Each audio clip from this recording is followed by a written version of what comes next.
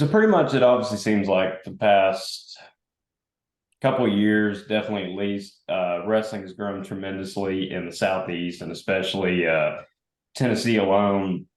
And I wanted to get y'all's opinion as being two huge advocates and two huge parts of wrestling in Tennessee, just how y'all think it's developing and where do y'all think it's going to go from here on out?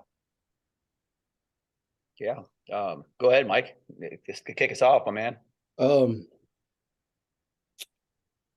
our talent level has just grown exponentially in the South. I can look back from when I actually wrestled till now. It's just a lot night and day difference. We've got kids, placing at the national level at various tournaments, winning national championships, going to major Division I schools, which did not happen 20, 30 years ago. We're, obviously we haven't caught up to Pennsylvania and Ohio and those states, but we're definitely making progress. And then Mike can attest to the year-round wrestling as far as the freestyle goes, especially how it's really improved and we're making a name for ourselves. So I'll let Mike look at it from that perspective. Yeah, I mean, I just, I look at it every year. I mean, obviously, I took about 4-year hiatus from Tennessee and was out west when I was at Grand Canyon and Cal Poly. But when I moved to Tennessee from South Florida, just looking at the level that we were at then, and then now where it's at now, it's two different levels. Back then, we have a one or two like kind of placing at some national events and that type of stuff that could kind of wrestle with everybody. I think, but our depth is what's really Right. kind of really picked up here as of recent. I mean, we have a lot more of them placing, and a lot more of them that are really making a name for themselves, not only on the Division I level as far as getting recruited and stuff like that, but just in general. I mean, and I see it at all three. I mean, with the folk style and the freestyle and Greco as well. I mean, we're just getting a lot more kids wrestling on that national level. So it's impressive to watch, and a lot of states are taking note. I've got a lot of friends throughout the state, and obviously a lot of friends of mine are still coaching at the Division I level, and I know my phone's a lot busier these days than what it was before when it comes to looking at that the talent we have here in Tennessee. Well, I think also you could do a vision test. We mentioned the participation of wrestlers wrestling year round, and in fact, it actually is now that trend. And there's kind of a saying going around that if you're not wrestling year round, you're falling behind, which everyone seems to have hopped on that train. And if you look at the numbers of wrestlers competing in these off-season tournaments, especially in Tennessee, you have well over 100 wrestlers at the Keller Classic in Saudi Daisy. You have a huge number than that at the Tennessee Freestyle and Greco State Championships. And I think just the overall participation, people going out there and trying the different styles over the off season and staying active is growing a lot. And I think the more people hop on that trend, the more the numbers will go up in kids clubs and other off season groups like that. Absolutely. I mean, those I can speak to those numbers pretty accurately. Obviously, being our state chairman, I know when I was our state chairman the first time around when I was here in Tennessee, I remember us not even having 900 members in USA Wrestling, and now I just checked the membership about 2 weeks ago, and we were well over 1,800. I mean, so basically we've doubled, and we grow at about a 15% rate every single year, and not only is our membership getting obviously bigger each and every year, but like you alluded to our state tournament this year's state tournament. I mean, we had almost 500 kids wrestling in our state tournament, which is, I mean, we were just literally right behind Iowa. I mean, I think they had like 600 wrestling in their state tournament, which was pretty impressive for us. And just the type of participation that we're having on our dual teams now is pretty impressive. I mean, we sent this year. We used to send when I very first started taking dual meet teams way back in the day. I think we started with what was called a cadet team, my very first year, and then we took then we started taking all three. We took a schoolboy, a cadet, and then the junior team, and now it's just grown and grown and grown. Before back then, we would be lucky, honestly, to get 10 kids, 12 kids to go on the team.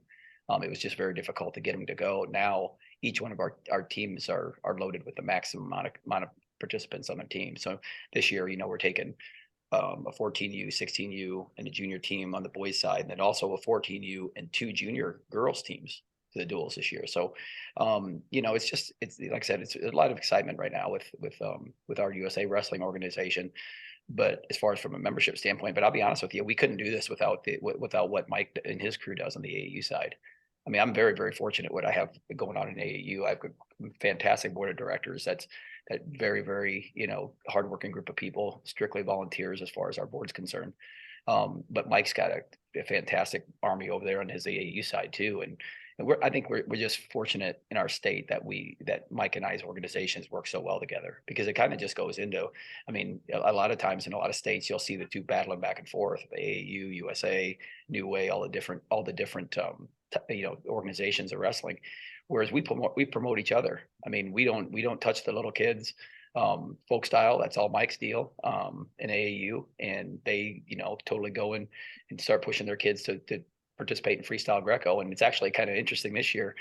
Mike's given us the green light to do a preseason USA tournament in folk style right before they start. And then Mike's AAU group is taking a freestyle Greco team to Brazil in the AAU side. So we've helped them kind of field a team with that as well. And so I'm just, really happy that, that our organizations work so well together. And because at the end of the day, if the organizations are battling back and forth, the kids suffer. If the organizations are getting along and they work, not only get along, but work really, really well and hand in hand together, the kids just benefit. And I think that's what we're kind of getting in our state. Yeah, if all these years, if USA and AAU had been battling for the same talent pool, we wouldn't be where we're at today. Obviously, we don't have the numbers of the larger states, so it's imperative that we work together in a cohesive manner. Mike and I's goal is the same. We want Tennessee wrestling to be the best it can be. Doesn't matter to me. I mean, I'm ecstatic when I'm keeping up with the USA kids and what they're doing at Fargo and everywhere else they go, and so there's no egos involved. We're about Tennessee wrestling, and if I can help them and if they can help us, that just makes us all better. Well, I think also it really helps, kind of like we mentioned, keep that chain together where it all translates over. If you promote wrestling year round and everything of that nature at an AAU standpoint, they'll follow through, through schoolboy, cadet, all sorts of those levels, and it would lead to the best result for athletes and for everyone involved with Tennessee wrestling and helping promote that. There's that stronghold there. Well, it's really kind of like building almost like your own high school program. I mean, and Mike can totally 100% attest to this now that he's a state championship head coach there at Boyd Buchanan. But you've got to have a kids club, and then that kids club's got to wrestle year round. Then they go into middle school, and then you got a little middle school program that they wrestle year round. Then it kind of transfers, and it's step by step by step. It's a process, it's a system. They keep working through the system. Our Tennessee system, I think, in general, for our feeder program, and I call it a feeder / grassroots program. I look at feeder and grassroots being all the way K through 12, and I think our system here in Tennessee is second to none. I mean, they go through the AAU process, AAU seasons when they're kindergartner through, let's just call it 6th grade, and that's pretty much, they don't really do any USA stuff unless they do the freestyle Greco part of it. But the national teams that Mike and those guys have been putting together for AAU, I mean. And I say Mike because Mike's been coaching those. I mean, he's coached about. I wouldn't even begin to stab how many teams Mike Sutherland has coached on the AAU national duels. Those teams are not only competitive every year, but they are like up towards the top in all age groups. So right there, that's a huge grassroots development right there when they go through that AAU program.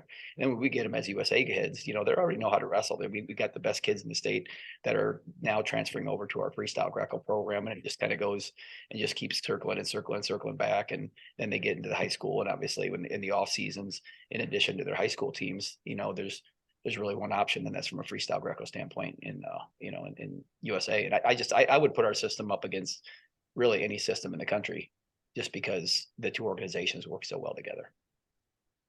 Well, I think the benefits from that system also promote other schools in in Tennessee to start up a kids club. one high school that has a very strong based kids club, in my opinion, and we found that out kind of firsthand was Halls. You know, to find out they had a kids club with I think over 70 kids in it, you know, and those being numbers that you hear from Bradley Central and those other powerhouses. And it seems like that kids club really paid off into building a lot of good wrestlers for them. And I feel like it'll only continue to benefit them, seeing that they're bringing numbers to, like we mentioned, the Tennessee Freestyle and Greco state tournament and or state championship and other tournaments across the Southeast for the freestyle and Greco. Well, the AAU state champion trophy at the youth level, I think at the state championships kind of just rotates between whatever team Mike Sutherland's coaching. That dude every year his kids club's winning, whether it's Baylor, whether it's Buccaneer, whether it's whatever ones you call it back in the day. Boskin's won quite a few. Oh, that's true. Boskin's sneaking in there now, but I know for a while Michael has a stranglehold on that state title for how long? Boskin's been winning a lot last 6-7 years, and then also the Blackman group has really stepped up. They won it this past year. They do a really good job. They have a huge club. Yep. Yeah, so, Troy's done it, man. He's done a fantastic job. That Williamson County, with Middle Tennessee, you know, we have some clubs up here. That's for sure. We have some clubs. That Williamson County one's a big one too. So, well, what do you think is going to be the? Oh, go ahead. I know you guys at Signal Mountain are starting a youth club this year.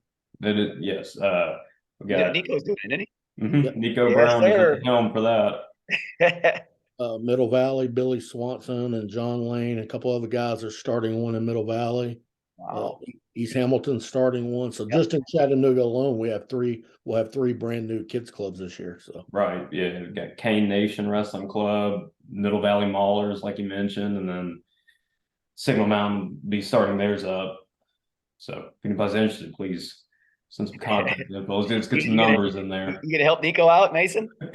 Well, you know, he's definitely, I think, the right fit for having him a part of the coaching staff for a couple of months now. He's got a wealth of knowledge about the sport, and he's really excited to be able to take on that opportunity.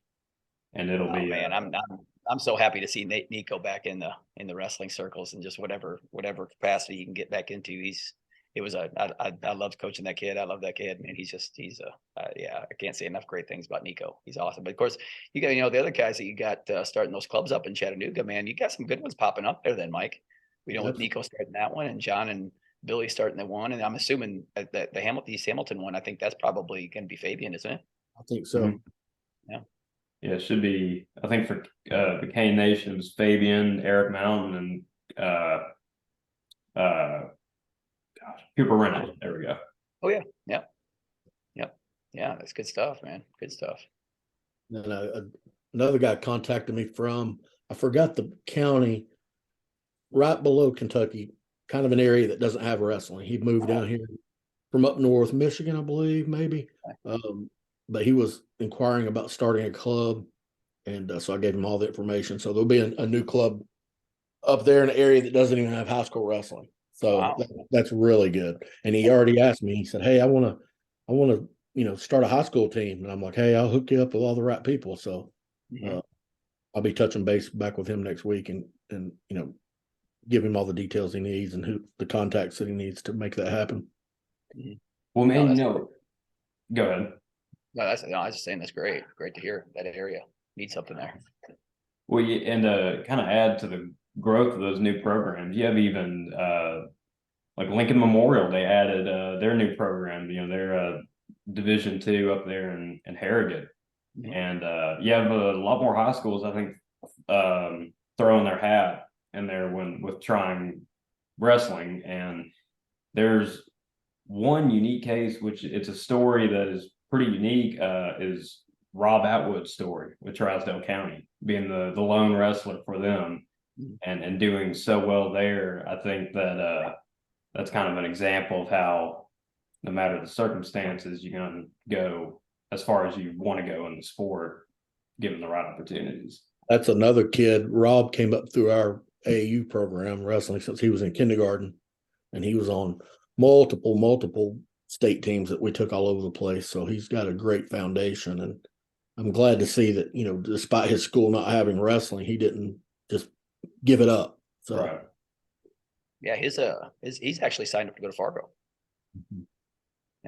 I know him and Kendrick Curtis and Logan Hecker. They had a showing at Virginia Beach. I remember seeing them up there. And I think another couple of Tennessee guys from that class were up there, but there's so many people in that tournament that it's hard to keep track of everybody.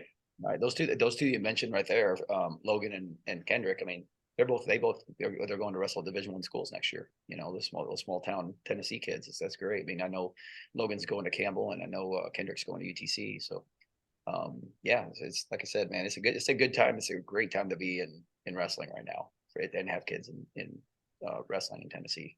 Tell you what, it's a good time to be here now. really is. Yeah. And I feel that we haven't even scratched the surface. Some of these younger kids coming up are just so good. I agree. You know, if you get on the message boards like Coach T and stuff, you'll see people inquiring as to why Tennessee doesn't have any All-Americans at the NCAA level and whatnot. It's coming. It's coming.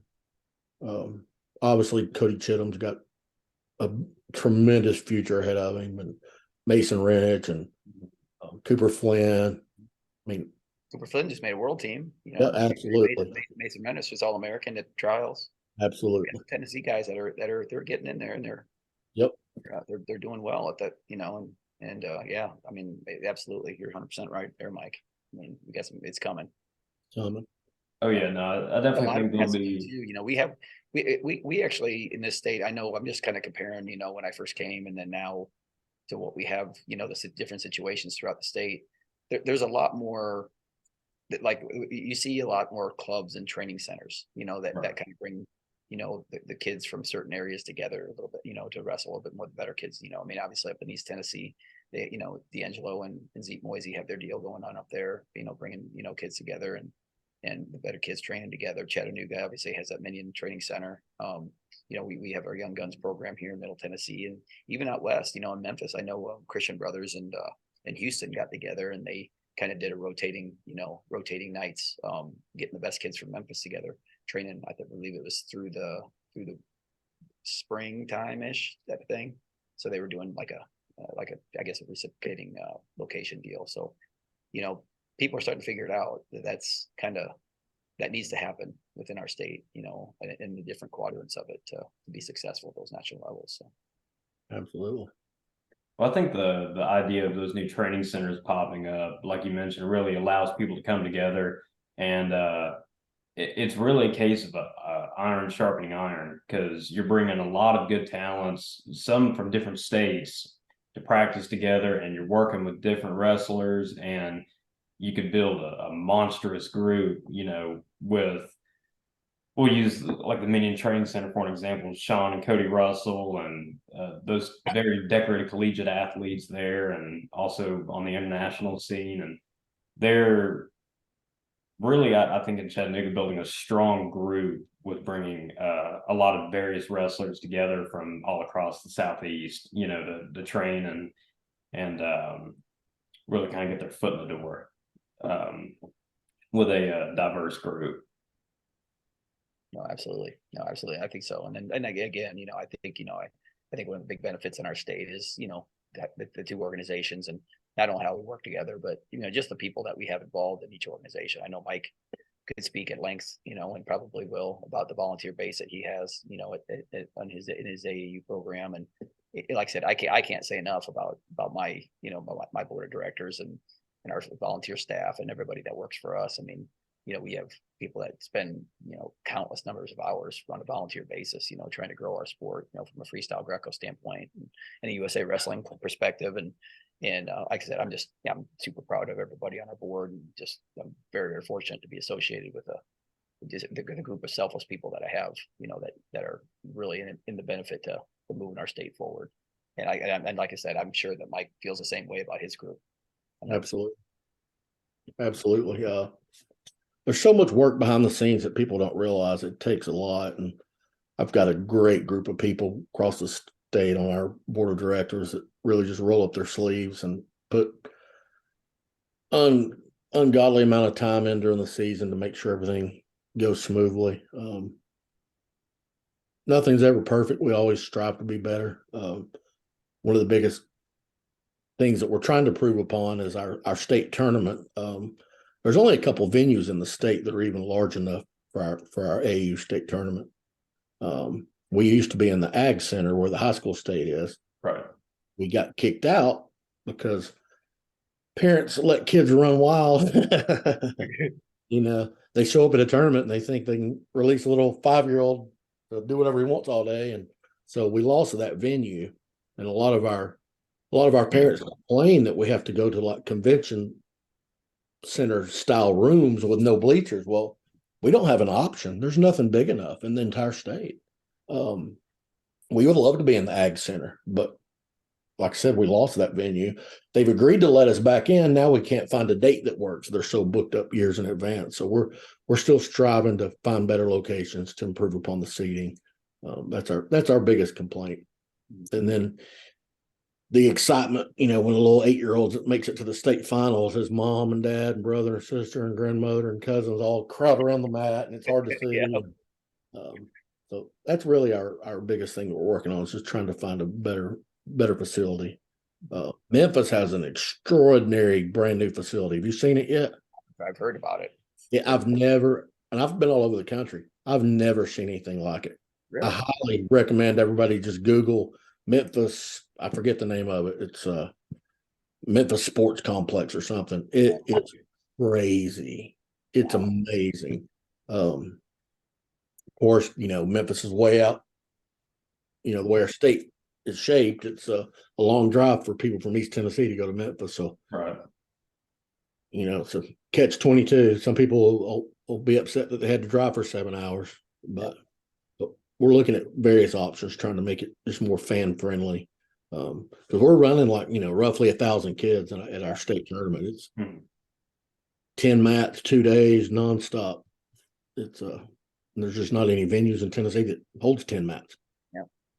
Yeah. I mean, like I said, I know what kind of work and what kind of prep goes in just for our tournaments, and they're nothing as far as like the numbers that the AAU side does. I couldn't imagine kind of would be in that situation, to be quite honest with you. It's a good problem to have. Mm-hmm. The more wrestlers we have, obviously, the more people we're introducing to the sport. So it's only going to make us better. But we do need some more fan-friendly venues. One thing I'm excited about, in addition to the new teams that we've already addressed, we're also going to start a scholarship program. Oh, great. Yeah. So and I don't know the exact details. We've got to iron everything out, but we're going to start basically a scholarship program. It'll probably just start off one per year. We could end up doing more once we see how it goes, but basically we want to, help some kids that have came through AAU all the years. Once they get to college, whether they could be a college wrestler and they may not be a college wrestler, it's not going to be a requirement, I don't think. So they'll basically just turn in a resume submission, and we'll look over it and award accordingly. I don't know exactly how much we're going to be able to do at first, but like I said, we're working on the details, but I am excited about that. That's great. No, that's great hearing that. That's awesome. Well, I think also the scholarship program, because you look at wrestling and the amount of scholarships they can offer for collegiate athletes alone, it is a sparse number, to say the least. And I think providing an extra chance to help in that regard, especially if they're going to go be college wrestlers, would become an extremely popular thing once if it gets off the ground. Absolutely. Yeah, for sure. Yeah, that's the one biggest misconception, is that parents think that they invest a bunch of time and a bunch of resources and everything else in the sport of wrestling, that their kids can automatically get paid at the end of the day, and it's just it don't work that way. It does not work that way, especially looking at Division One wrestling. It's just, man, the scholarship money is just not there. It's just not there. So I try every year to talk to my parents, especially the ones of pretty serious kids that are sophomores, juniors, seniors, whatnot, and they all have the misconception that there's just all this scholarship money, and I'm like, there's 9.9 scholarships for it. That's if you're fully funded. Most of the Division I schools About aren't even 60% fully funded. programs. Yeah. And they're dividing that 9.9 scholarships among 35, 40 kids. Yeah. Like News just count the number of weight classes. That 9.9 doesn't even cover the amount of weight classes they have. I mean, So, yeah. Well, and some colleges are offering as little as, or can only offer as little as really 3, and even then,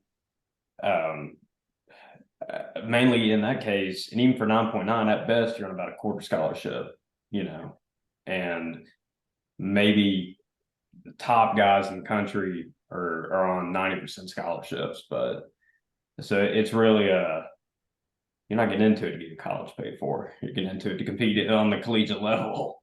Well, and you just, you got to, the parents, I think the parents and the kids got to understand just the benefit they're getting from just being, involved with like a sport of wrestling and training and competing and embracing the process of being a high level wrestler, what that's going to be doing, that's doing to you, from just a character standpoint and just being a person. I mean, that's just, you really got to look at, that's where you're investing your money, is to help you with lifelong skills. I mean, you're not investing your money to get paid, Right. at the end of the day for a college scholarship. So that's just kind of where it's at, I think. Yeah. there's a lot of some schools that are fully funded, but because of Title IX numbers, they may be only able to give 5 scholarships because they're not giving enough female scholarships to match. So there's that they have to work out as well. I think UTC's been in that situation the last few years, haven't they, Mike? I can't speak. I know that we had the same number of scholarships as we did at Cal Poly. It really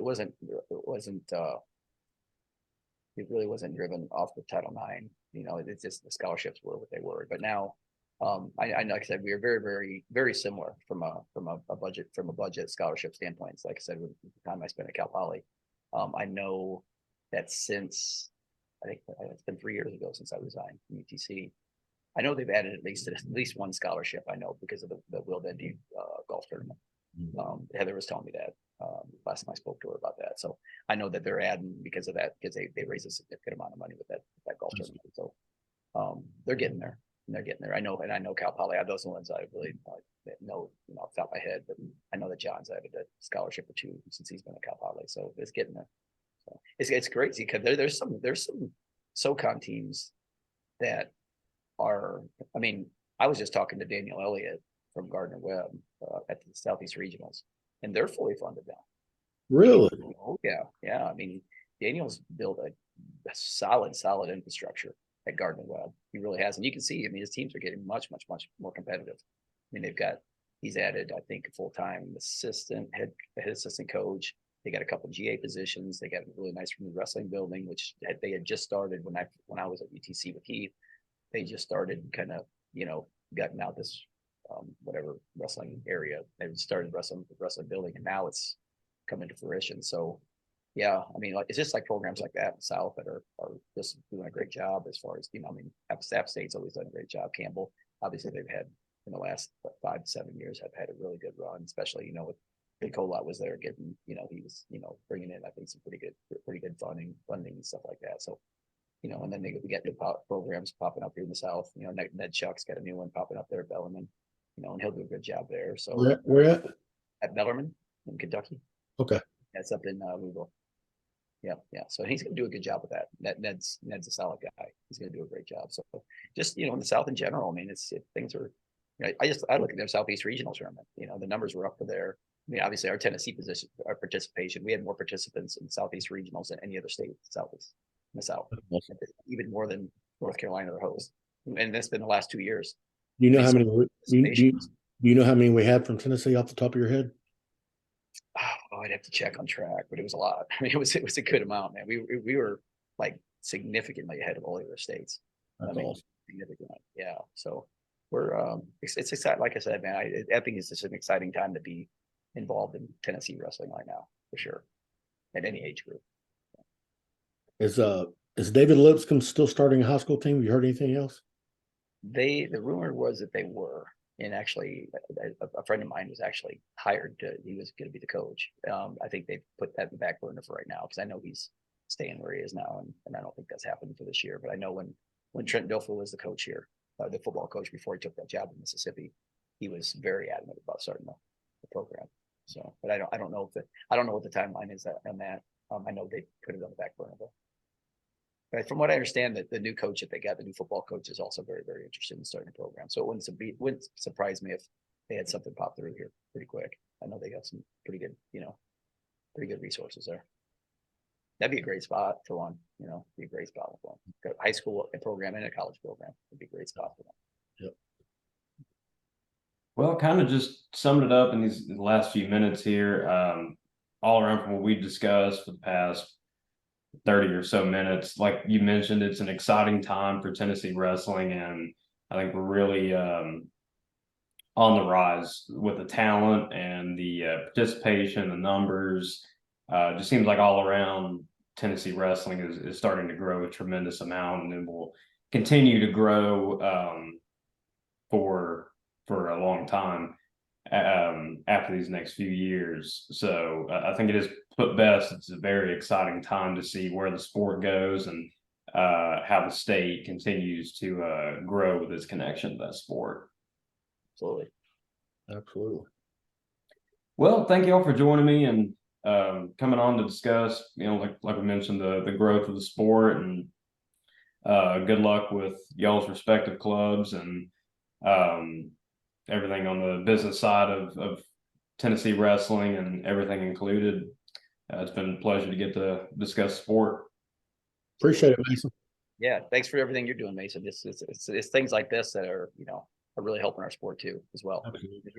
What you're doing with us with this podcast and getting people on, and you motivated me to. I'm taking about a month hiatus from my podcast. I think you were my last podcast guest. So Yeah.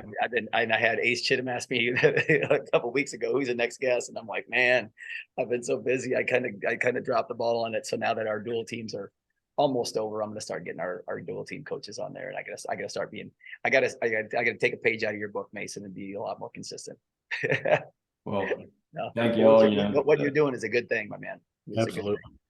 Well, I appreciate it. It provides me a lot of great opportunities to have many discussions and build relationships and all that through the sport and throughout the state. And it's pretty awesome to see an idea like the podcast come to fruition and go through its process, Yeah.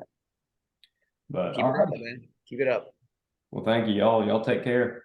All right. Appreciate it, Mason. Thank Michael, you. good seeing you, man. Good seeing you, Good seeing buddy. you as well. Hey, guys. See you, Mason.